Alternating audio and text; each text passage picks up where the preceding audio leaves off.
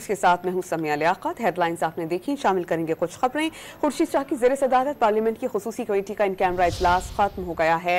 एक कमेटी के सरबराह खुर्शीद शाह ने दावा किया है कि आईनी तरमीम के मुसव्वदे को मुतफ़िक़ा तौर पर मंजूर कर लिया गया है। मुसव्वदे में समुंदर पार पाकिस्तानियों के इलेक्शन लड़ने की तजवीज़ पर भी इत्तेफाक हुआ है। उन्होंने कहा कि खुसूसी कमेटी के मंजूर किए गए मुसव्वदे की मंजूरी काबीना हमें देगी। खुर्शीद शाह की ज़ेर सदारत पार्लियामेंट की खुसूसी कमेटी का इन कैमरा इजलास खत्म हो गया है। कमेटी के सरबराह खुर्शीद शाह ने दावा किया कि आईनी तरमीम के मुसव्वदे को मुतफ़िक़ा तौर पर मंजूर कर लिया गया। इस मुसव्वदे में समुंदर पार पाकिस्तानियों के इलेक्शन लड़ने की तजवीज़ पर भी इत्तेफाक हुआ। उन्होंने ये भी कहा कि खुसूसी कमेटी के मंजूर किए गए मुसव्वदे की मंजूरी काबीना देगी। वाज़ेह रहे कि खुसूसी कमेटी कायम की गई थी जो तमाम जमातों के मुसव्वदों को लेकर हातमी शक्ल जिसको देना थी, और बहुत से ऐसे नुक्ते थे जिस पर गौर ख़ौस किया जा रहा था। इत्तेफाक राय बन नहीं पा रहा था, और अब ये खबर सामने आई है कि खुर्शीद शाह की ज़ेर सदारत पार्लियामेंट की खुसूसी कमेटी का इन कैमरा इजलास खत्म हो गया है। कमेटी के सरबराह खुर्शीद शाह ने दावा किया है कि आईनी तरमीम के मुसव्वदे को मुतफ़िक़ा तौर पर मंजूर कर लिया गया है।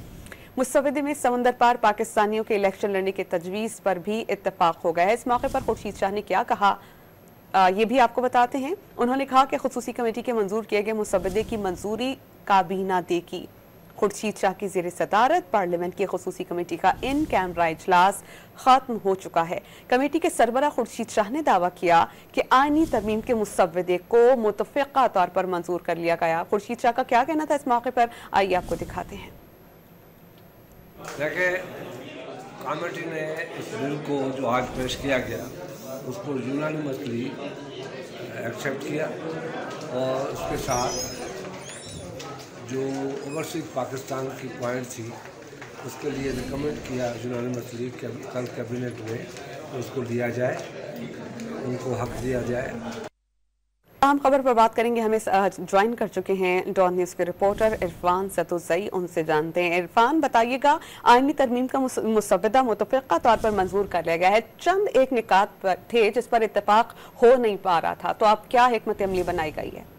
देखिए, अब से कुछ ही देर पहले पार्लियामेंट की खुसूसी कमेटी का इन कैमरा इजलास खत्म हुआ है, और उसके बाद खुर्शीद शाह ने ये दावा किया है कि मुतफ़िक़ा तौर पर मंजूर कर लिया गया है। लेकिन हमारे ज़राए के मुताबिक पाकिस्तान तहरीक इंसाफ ने इसकी मुखालफत की है। इसके अलावा ANP ने भी हमारे ज़राए के मुताबिक इसकी हिमायत नहीं की, चूँकि उनकी एक तजवीज़ थी कि वो जो खैबर पख्तूनख्वा जो सूबा है उसका जो नाम है उससे खैबर का लफ्ज़ हटा दिया जाए, जिसके ऊपर कमेटी के अरकान नहीं माने और वो इसके ऊपर नाला थे।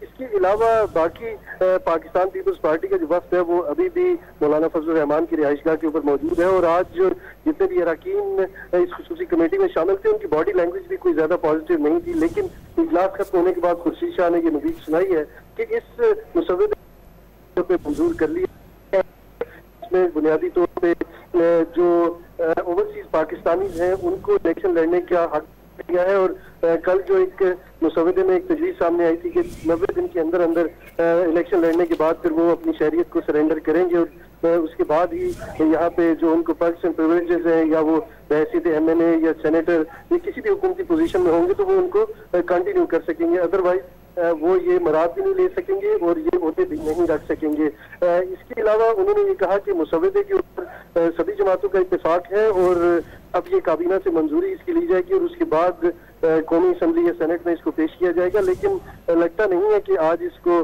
पेश किया जाएगा, क्योंकि 6 बजे का वक्त है कौमी असम्बली के इजलास का और सेनेट का, और दूसरी जानिब मौलाना फजल रहमान अभी तक माने नहीं है, और इलेक्शन कमीशन की जानिब से एक ये खदशा जाहिर किया जा रहा था कि आज उनका जो हंगामी इजलास हुआ है उसमें अगर मौलाना फजल रहमान नहीं मानते तो वो जो मखसूस नशिस्तें हैं वो हुकूमती पार्टियों को दे दी जाएंगी, और इस तरह उनकी जो अददी नंबर है वो पूरे हो जाएंगे। 224 अरकान इनको चाहिए, तो वहाँ से भी फैसला नहीं हो सका अभी तक, और मौलाना फजल रहमान। अच्छा इरफान सही, आपने कहा मौलाना अभी माने नहीं, और आपने कहा आपके पास ये भी इत्तला है कि ANP ने भी एतराज किया है, PTI ने भी इत्तफाक नहीं किया, तो किस बेसिस पर कह रहे हैं कि मुतफ़िक़ा तौर पर मुसव्वदा मंजूर कर लिया गया?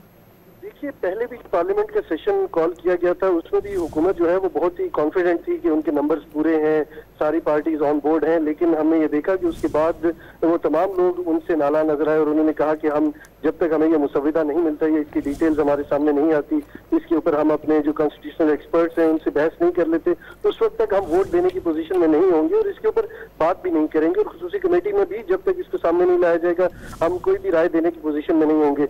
इस मरतबा भी हुकूमत बार बार ये दावे करती रही, खास करके पाकिस्तान मुस्लिम लीग नून और पाकिस्तान पीपल्स पार्टी ये कहते रहे कि हमारे नंबर्स पूरे हैं और इसमें जो खास करके विफाकी आईनी अदालत का क्याम है पाकिस्तान पीपल्स पार्टी उसके ऊपर काफी पुश करती रही। और एंड में हमें ये पता चला कि जो सूबाई सतह के ऊपर जो बेंचेस हैं उनके ऊपर इत्तेफाक हो गया पाकिस्तान पीपल्स पार्टी का और JUIC का, लेकिन बाद में हमारे जराये से ये भी पता चला कि मौलाना उसके ऊपर भी मुत्तफिक नहीं है। लेकिन अभी खुर्शीद शाह की जुबानी ही ये बात पता चली है, लेकिन बाकी जो अरकान है वो कोई ज्यादा मुत्तफिक दिखाई नहीं दिए इनसे, या वो कोई ज्यादा कॉन्फिडेंट नहीं थे। लगता ये है कि ये खिफत से बचने के लिए अभी ये कर तो दिया है, लेकिन अभी इनको मौलाना फजल रहमान को मनाना ही पड़ेगा। अगर कौमी असम्बली में किसी न किसी तरीके से इन्होंने सूरत हाल को मैनेज कर लिया तो सेनेट में इनके लिए काफी मुश्किलात पैदा हो सकती हैं। वहां पे इनको सेनेटर्स को फ्लोर क्रॉसिंग करवानी पड़ेगी या किसी भी सूरत में अपने हक में वोट दिलवाना पड़ेगा, वरना इनके नंबर किसी भी सूरत में पूरे नहीं हो सकते। इसमें जो खास करके पाकिस्तान तहरीक इंसाफ पे इतराज था मिलिट्री कोर्ट्स के हवाले से, चूंकि उनको ये खत लगता है कि 9 मई के हवाले से उनके ऊपर सीरियस एलिगेशंस हैं और अगर ये सिविलियन कोर्ट्स में इनके ऊपर मुकदमात चलते हैं तो जब मिलिट्री कोर्ट्स का क्याम अमल में आएगा तो उसके बाद कोई भी मुकदमा किसी भी वक्त वहाँ पे ट्रांसफर हो सकता है और वहाँ पे शायद इनको उस मुकदमे को फॉलो करने का भी राइट ना मिले और शायद वक्त भी ना मिले।